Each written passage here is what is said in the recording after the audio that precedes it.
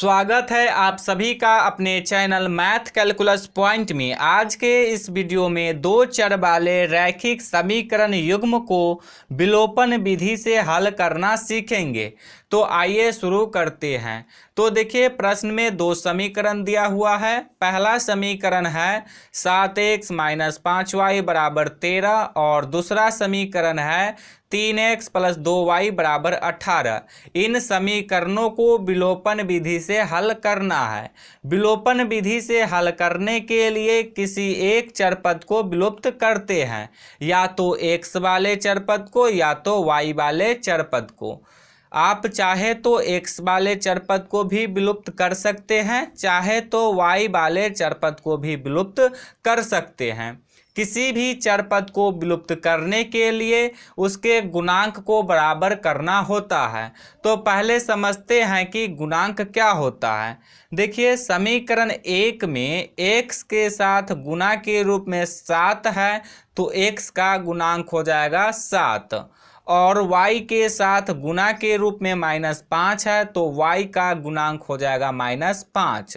और समीकरण 2 में x के साथ गुणा के रूप में 3 है, तो x का गुणांक हो जाएगा 3, और y के साथ गुणा के रूप में 2 है, तो y का गुणांक हो जाएगा 2। किसी भी चर पद को विलुप्त करने के लिए उसके गुणांक को बराबर करना होता है। गुणांक को बराबर करने के लिए समीकरण 1 और समीकरण 2 को किसी ना किसी संख्या से गुणा करना पड़ता है। तो समझते हैं कि किस संख्या से गुणा करना पड़ता है। देखिए, यदि आप x वाले चर पद को विलुप्त करना चाहते हैं तो समीकरण 1 के x के गुणांक से समीकरण 2 को गुणा कर दीजिए, और समीकरण 2 के x के गुणांक से समीकरण 1 को गुणा कर दीजिए, जिससे कि x वाले चर पद का गुणांक बराबर हो जाएगा।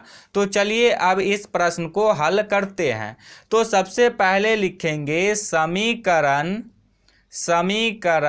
1 एवं समीकरण 2 से।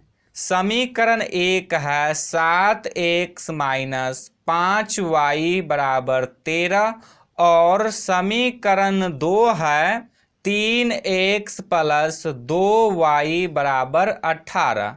देखिए, समीकरण 1 में x का गुणांक है 7, तो समीकरण 2 को गुणा कर देंगे 7 से, और समीकरण 2 में x का गुणांक है 3, तो समीकरण 1 को गुणा कर देंगे 3 से। तो चलिए अब समीकरण 1 को गुणा करते हैं 3 से। तो पूरे समीकरण 1 को गुणा करेंगे 3 से, तो 7x को 3 से गुणा करेंगे तो हो जाएगा 21x, माइनस का चिन्ह है तो माइनस का चिन्ह। अब 5y को 3 से गुणा करेंगे तो हो जाएगा 15y, बराबर का चिन्ह है तो बराबर का चिन्ह। अब 13 को 3 से गुणा करेंगे तो हो जाएगा 13 तिया 39। देखिए, ये एक अलग समीकरण बन गया, तो इसको ले लेंगे समीकरण 3।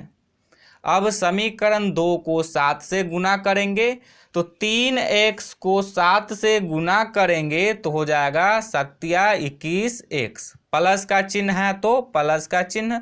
अब 2y को 7 से गुणा करेंगे तो हो जाएगा 14y, बराबर का चिन्ह है तो बराबर का चिन्ह। 18 को 7 से गुणा करेंगे तो हो जाएगा 18 × 7 126। देखिए, ये भी एक अलग समीकरण बन गया, तो इसको ले लेंगे समीकरण 4।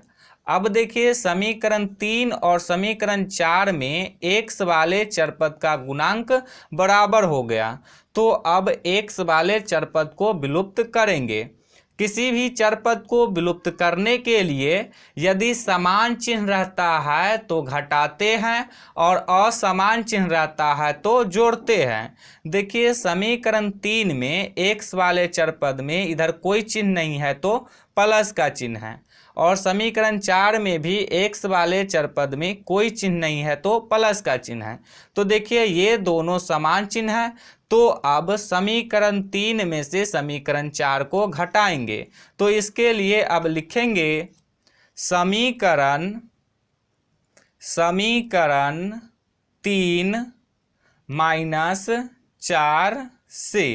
समीकरण 3 है 21x माइनस 15y बराबर 39 और समीकरण 4 है 21x प्लस 14y बराबर 126।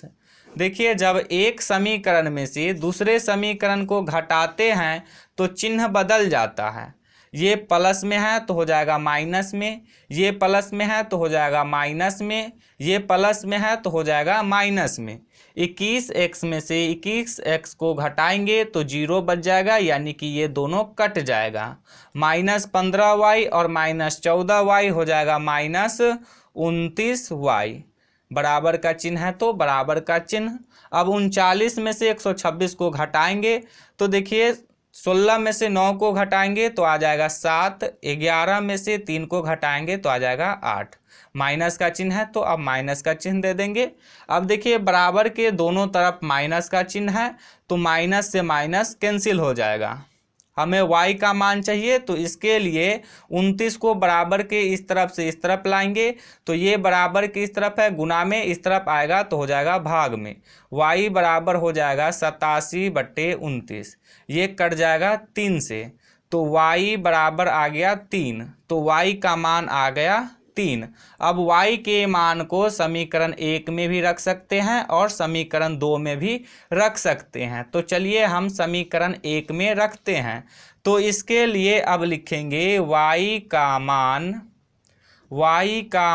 समीकरण 1 में रखने पर, समीकरण 1 है 7x माइनस 5y बराबर 13। अब y के जगह पे y का मान रखेंगे तो ये हो जाएगा 7x माइनस 5 गुने y का मान है 3 तो y के स्थान पे रखेंगे 3 बराबर 13 है तो 13। 7x माइनस 5 को 3 से गुना करेंगे हो जाएगा 15 बराबर 13 है तो बराबर 13। 15 बराबर किस तरफ है, माइनस में, इस तरफ आएगा तो हो जाएगा प्लस में। 7x बराबर 13 प्लस 15। 7x बराबर 13 और 15 को जोड़ेंगे तो हो जाएगा 28। अब हमें सिर्फ x का मान चाहिए तो इसके लिए 7 को बराबर की इस तरफ से इस तरफ लाएंगे, ये बराबर की इस तरफ गुना में इस तरफ आएगा तो हो जाएगा भाग में। x बराबर हो जाएगा 28/7, ये कट जाएगा 7 चौक 28। तो x का मान आ गया 4 और y का मान आया है 3। तो यही हो जाएगा इसका आंसर।